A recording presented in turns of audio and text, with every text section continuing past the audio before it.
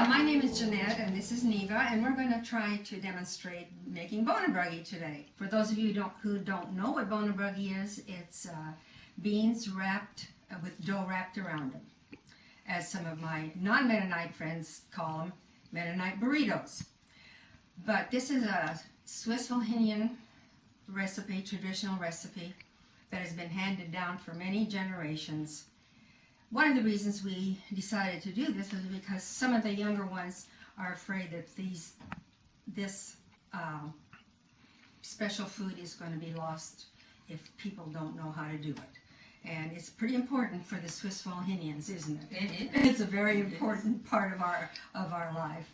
So this is what she's going to do. She's going to start out with the dough. She's got the dough made here, and tell what kind of dough you use. Well, it's my favorite sweet dough. It's water, oil, sugar, flour, yeast, and that's about it. Salt. Seems like many of these recipes that involve dough, it's your favorite sweet dough that we use. I think that's very true. It's very true. I think that's very true, yeah.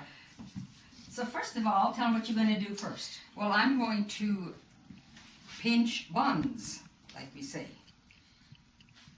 I'm going to make a little bun like that. Now, it might look easy. Sometimes I think it looks easier than it is. For some people, it comes very naturally, as it did, I'm sure, for Neva. She grew up with it. Her mother did it. Her grandma did it.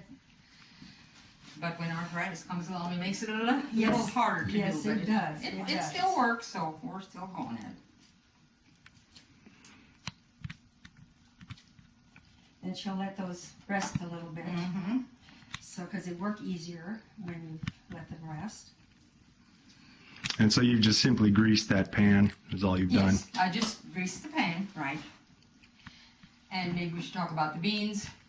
Yeah. I cooked 2 cups of pinto beans until they were soft, and then I mashed them and added about 1.5 cups of sugar and just a dash of salt. And that's what we're going to put in these buns after they... Would you have any idea about how big your buns that you're pinching are? I would say like a chicken egg, wouldn't you? About the size of a chicken egg. And how much you use a scoop? I use a scoop too. Is that like a tablespoon or so, do you think? I don't know. I would say probably. Let me see if it has a number. It does have, well, 40. Yeah. 40. Yeah, that's a good. Is that a tablespoon? That's a good tablespoon. For the beans? Yes, for the beans. That we'll put into the... I think each of us, even in the same family, have our own recipes for dough, but whatever is easiest for you to work with is what you can use. And, some of them will pinch the bun off of this big wad. I always have to take a little I bunch. do that too. Do you? I do that too. Okay, now could you all go over again how much the bean mix, what all was in there? Okay, 2 cups of pinto beans, and I cooked them until they were soft. Okay. And then I mashed them with a potato masher, and added 1.5 cups of sugar and just a dash of salt. Okay. I know some people have a hard time getting used to the idea of sweet beans in a dough, but our family didn't have too much trouble getting used to it. No, we didn't. Okay.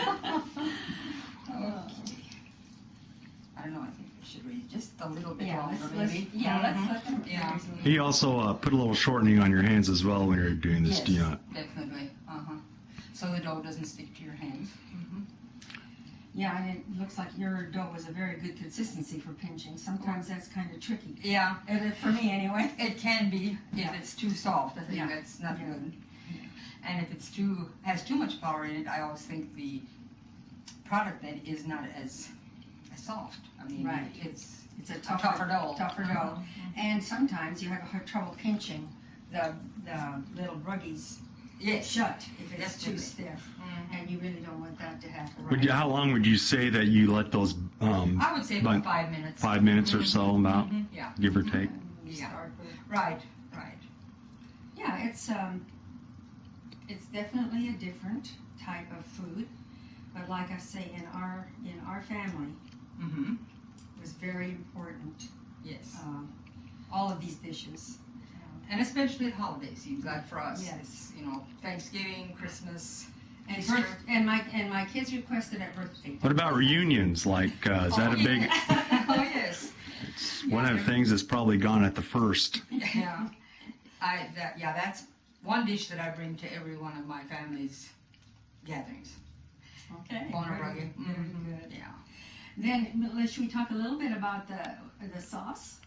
Okay, yeah, why don't you give me the recipe for the sauce? Well, I don't know for sure the proportions, but it'll be in the cookbook that this is coming with. Oh, uh-huh. So you can look at that. But it's a sweet sauce.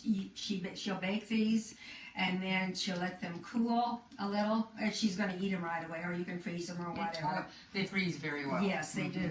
Mhm. And then you make this warm sauce with cream and milk and sugar and cornstarch. And it's very good and it's very rich. And you pour it over the Bohne Beroggi and make sure there's sauce on all of them, because they always want the sauce. Oh, yes. And then that's how we eat them, with the sauce. See how she's that's how she pinches them shut.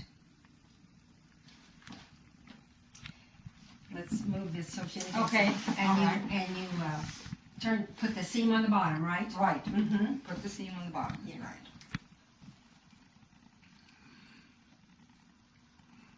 Some people like to put them on the table and roll them. For me, this works better. I guess maybe it's because that's the way Mom did it. I don't know. It's kind of like making beer rocks, Yes, actually, Yeah. a lot like it. just a little bit different shape. Different shape and different Yeah. filling. Mm-hmm.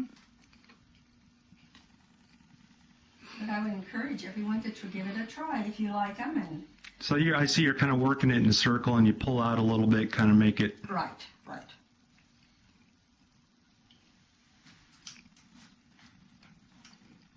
I know when we make them for MCC, there's a lot of people that will put them on the table. And to me, that's just another time of year that you have to handle them. oh yeah. Mm-hmm.